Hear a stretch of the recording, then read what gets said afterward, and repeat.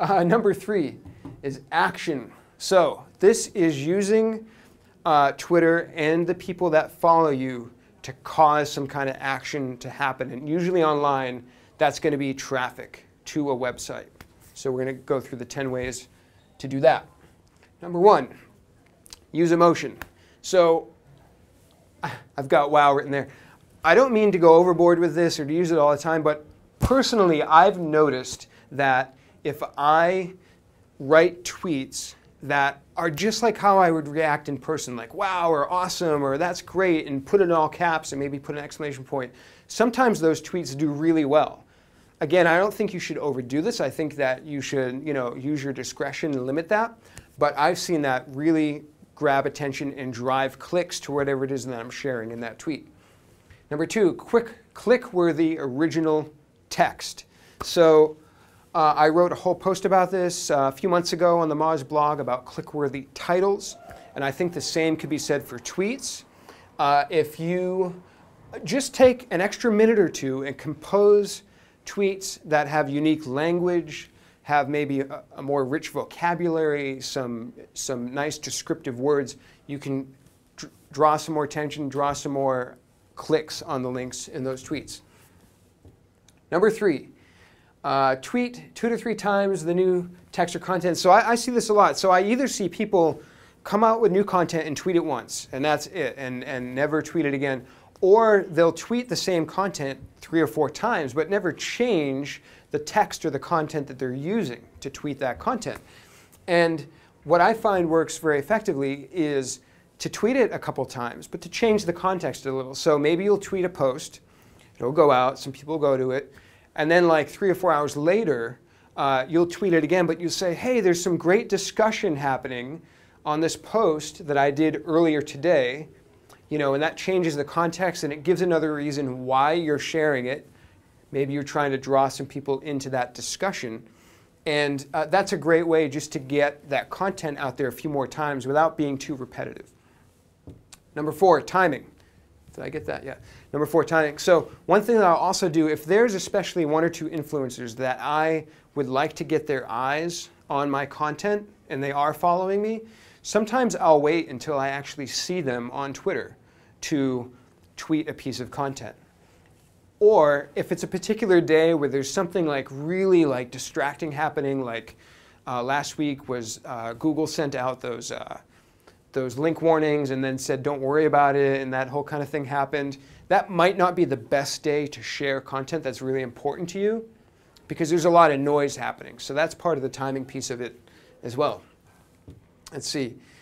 Give others traffic. So the type of actions that you want to cause should not just be for your own benefit.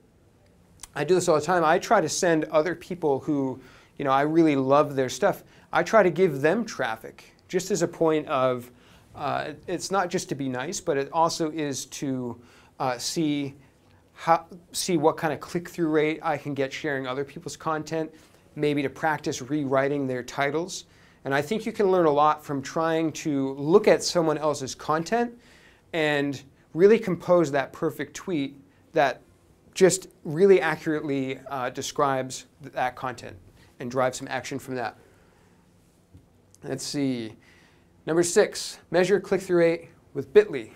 So I think this is very common advice, but a lot of people still don't do this, and it's very easy. And if you add the little plus sign after the Bitly link, then you'll get all the click-through rate data right for that link. And another thing that I used to do, which I haven't looked into yet, but when Bitly, before they change their design, you can keep that in there, by the way, me going, I don't mind. Before they rechange the design, you could scrape all of the tweets of a certain link that people tweeted. So if I write a post and a lot of people tweet it but don't mention me, the only way I might know about that is through that Bitly report.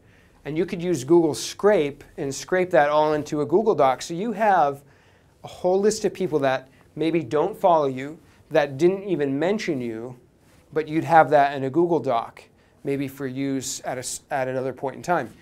I haven't figured out how to do that now with the new way that Bitly is set up. It's not as easy to scrape, but it would be great if somebody figured that out. So click-through rate's huge, obviously.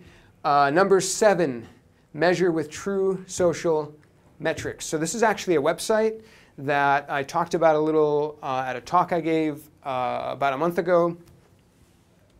Somebody took Avanash's 4 social metrics and put them into a free app where you can actually measure them for Twitter, not only Twitter, but LinkedIn and YouTube and Facebook, and I think Google+.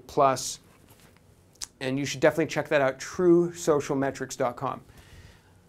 Number 8, urgency. So this goes a little bit back to number 2, having a click-worthy text, but something you can do to create a time limit or some sort of sense of urgency to get people to click on your content. Because how many of you have done this, right? You see a tweet go by and you go, oh, I'll read that later. Maybe you click on it, or maybe you maybe you send it to your bookmarks or something, but then you don't go back and read it later.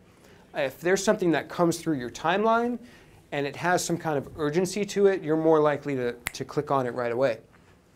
And I'm going to take up spots 9 and 10 with my last tip because it's a big one. I think it's important to be very aware of your overall tweet mix. And what I mean by this is I'm only talking about not conversational tweets where you're responding to somebody or you're like having a conversation back and forth, but all the types of tweets we've been talking about here where you're putting out content.